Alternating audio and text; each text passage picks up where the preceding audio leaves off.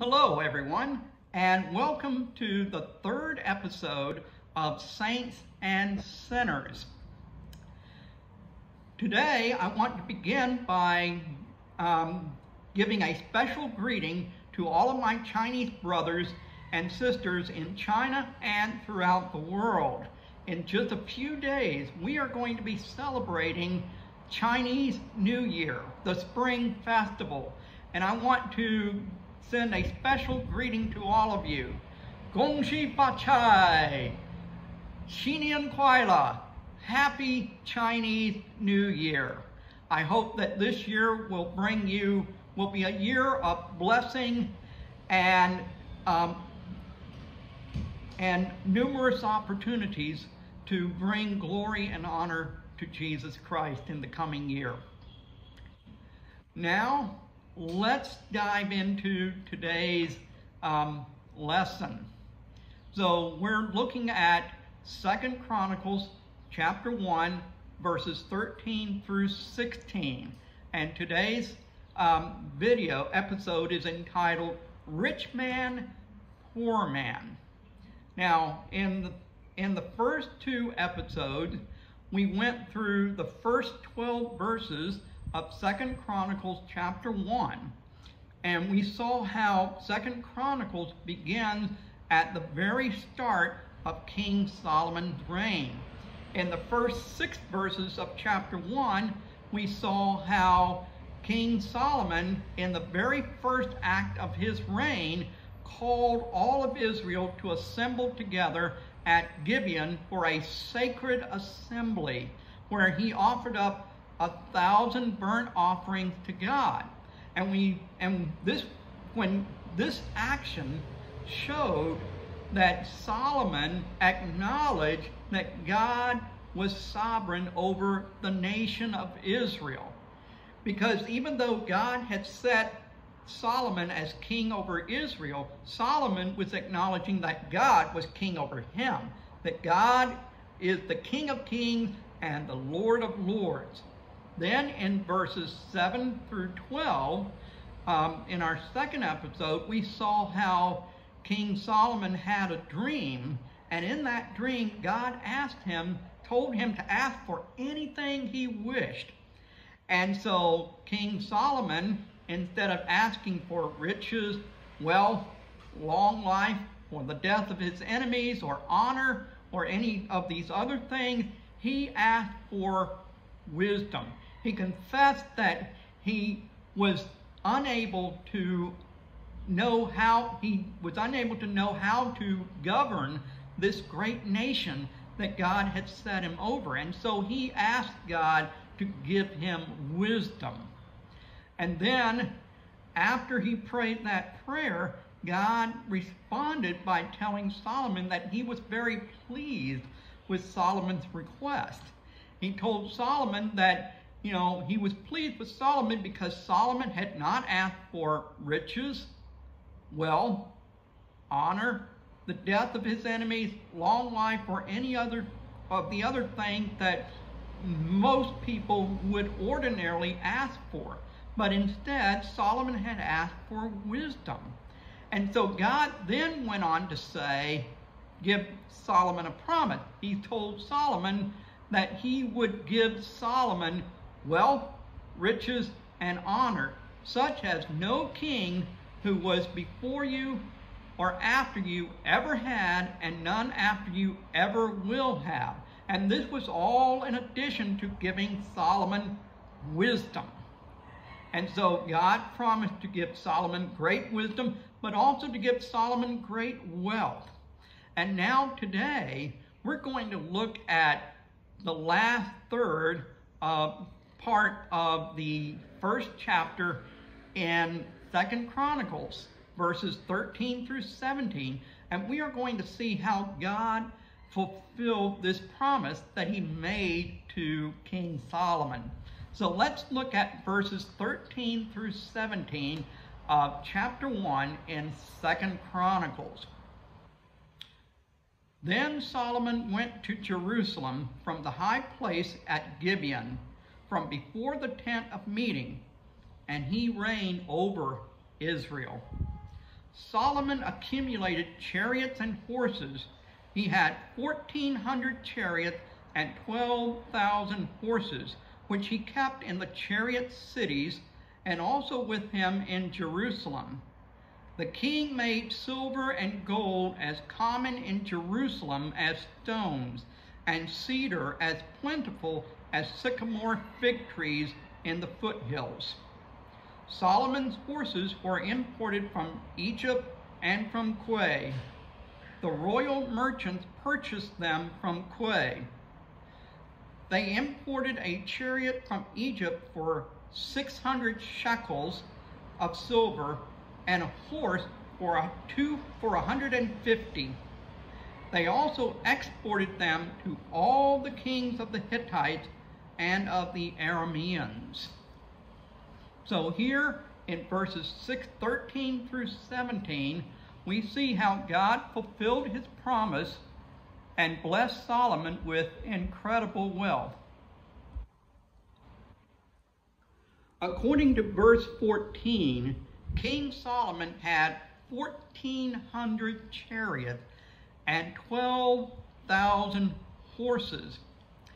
In the ancient world, chariots were cutting-edge military technology, and they were very expensive.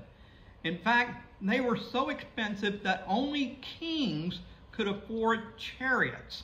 So for King Solomon to have so many chariots was simply mind-boggling. In verse 15, we read that silver and gold were as common as stones. And in this verse, we also read that cedar was as plentiful as sycamore. Now, in the days of King Solomon, cedar was prized as an item of luxury and wealth. Cedar was prized because of its aromatic qualities. In other words, it had a very pleasing smell. And in addition, cedar was also prized because of its resistance to decay and its resistance to bugs. So it was a very high quality piece of lumber. And so this is why cedar was so highly valued in King Solomon's day. And so we see in both of these statements that silver and gold were as common as stones and that cedars were as common as sycamores. That these are two statements that illustrate just how wealthy King Solomon was. Now, verse 16 tells us that Solomon imported his horses from Europe. I mean, not Europe, but Egypt. Until recent times, horses have been incredibly valuable in many parts of the world. In fact, until recent times, horses have been so valuable that horse stealing would often be punished by death. And in verse 17, we read that Israel not only imported horses from Egypt and Cush, but Israel also exported horses to the kings of the Hittites and the Arameans. Now, this is another indication of how valuable horses were at that time, because at many times in history, it was common custom for kings to give horses as gifts to other kings. They would do this maybe to show that they wanted to be friends or to cement alliances, but this was very common for kings to give horses as gifts to one another in ancient times. And once again, this shows how prosperous King Solomon was. And so, in all of these details, we see that God blessed King Solomon with more wealth than he could possibly imagine. Now, all of this brings up some important questions for us to consider. Okay? As we read the Bible, we see numerous examples of God blessing his people with great wealth. Not only do we have the example of King Solomon, but we also have the examples of other men and women in the Bible who followed God, who followed Jesus, and were blessed with great wealth. For example, Abraham followed God and was greatly blessed. Joseph followed God and ultimately enjoyed great wealth. Job was a righteous man and he enjoyed great wealth. So we see numerous examples throughout the Bible of where God blessed his people with great wealth. So what does this mean for us today? Does this mean that we can expect to enjoy great wealth when we follow Jesus or when we keep God's commands? Now, the Puritans who colonized Massachusetts during the 1600s certainly thought so. They believed that prosperity and wealth was a sign of that they were the elect, that they had the gift of eternal life and were going to heaven. And this was one of the reasons why they worked hard, why they emphasized hard work so much, because they believed that they had to show evidence that they were indeed God's elect. So does this mean that we can expect to enjoy great wealth when we follow Jesus or when we obey God's commands? And if we don't have great wealth, does this mean that we're not living the kinds of lives that God wants us to live? And what if we experience great pain and suffering? Is this a sign that we're not living within God's will? Or is this happening because we lack faith? So these are some really important questions for us to explore today. So we see many examples in the Bible and even in history of where God's people were blessed with great wealth. On the other hand, we also need to consider examples of Christians and other believers who have not experienced prosperity. For example, there was the terrible famine that occurred in Ethiopia during the 1980s. Ethiopia experienced a terrible famine from 1983 until 1985, in which nearly 1 million people died. People were dropping like flies left and right. Now, when news reports came out that revealed the scale of this disaster, the whole world was shocked.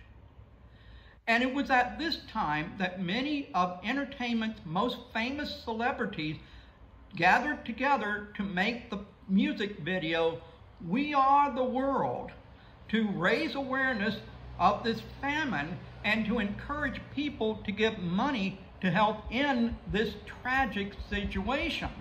And you may recall seeing this video. "We are the world, we are the people, we are the ones who can make a brighter day." And so that's what was going on at this time. But what's important for our discussion today is that many of those who died during this famine in Ethiopia were in fact very faithful Christians. They faithfully loved the Lord and they lived their lives according to his commandments. And yet they died horrible deaths in large numbers. Does this mean they were cursed by God? Now, so let's take some time to unpack these questions, because they are really important questions for us to answer. First, throughout the Bible, we do see many cases of righteous people who prospered when they lived their lives with integrity. Proverbs gives us lots of advice on how to live upright lives, along with assurances that those who do so will experience prosperity. In addition, history provides us with numerous examples of people who experienced prosperity when they practiced virtuous behaviors, including honesty, working hard, pursuing excellence, seeking knowledge, exercising wisdom, saving money, spending money wisely, as well as practicing hospitality and generosity. Furthermore, history demonstrates that when nations and societies live by biblical principles, even those nations that are not Christian in background, but whose peoples practice the same virtues, those nations do experience greater prosperity and well-being than those nations that do not live according to biblical principles. Scholars and economists may point to a wide variety of different reasons why some nations experience prosperity while others experience poverty, but in general, those nations that reward virtue see prosperity, while those that punish virtue more often than not experience poverty. However, at the individual level, the relationship between virtue and prosperity isn't so neat. Yes, there are people who are poor because of laziness or because they made poor choices in life, such as poor spending habits or abusing drugs. But then there are also many God-fearing men and women who live in poverty despite their deep love for the Lord and despite living lives of tremendous integrity. Now, this could be for any number of reasons. It could be that they live in nations where corruption and poor governance leads to widespread poverty, or they could be caught in the middle of an economic downturn, like the recession that our world is currently in due to the COVID-19 pandemic. It could even be because of discrimination, racial discrimination or class discrimination. In all of these instances, these God-fearing believers are suffering poverty because of larger circumstances. And this doesn't mean they should stop trying to better their lives or to give up living Christ-honoring lives, but it does mean that the poverty they are experiencing is not a sign of God's disapproval. See, God does bless those who live according to his ways, but this is not a blanket assurance that we will always experience prosperity. Because the reality is, those believers who currently enjoy wealth can lose everything in a moment. And not necessarily because of their own disobedience, but simply because of outside circumstances beyond their control. Sometimes companies do go bankrupt or are forced to lay off employees. Sometimes natural disasters do destroy entire communities. But here's the important thing. Whether we are living well or are living in need, we should always keep our eyes fixed on Jesus. We should remember that it is more important to seek treasures in heaven than to seek treasures here on earth. So the real question isn't whether you're rich or poor, but rather, how are we using the resources that God has blessed us with? Are we using our resources to serve the Lord and to bless our neighbors around us?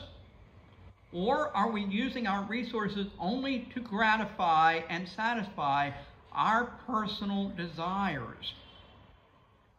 So regardless of our circumstances, whether we're rich or poor or somewhere in between, we have God's promise in Hebrews 13:5. Never will I leave you, never will I forsake you. So I hope that this helps you to have a better understanding of the relationship between living for God and wealth and poverty. So next time on Saints and Sinners, we will move into the second chapter of 2 Chronicles as King Solomon begins his preparation to build the temple in Jerusalem. Until then, God bless. Goodbye.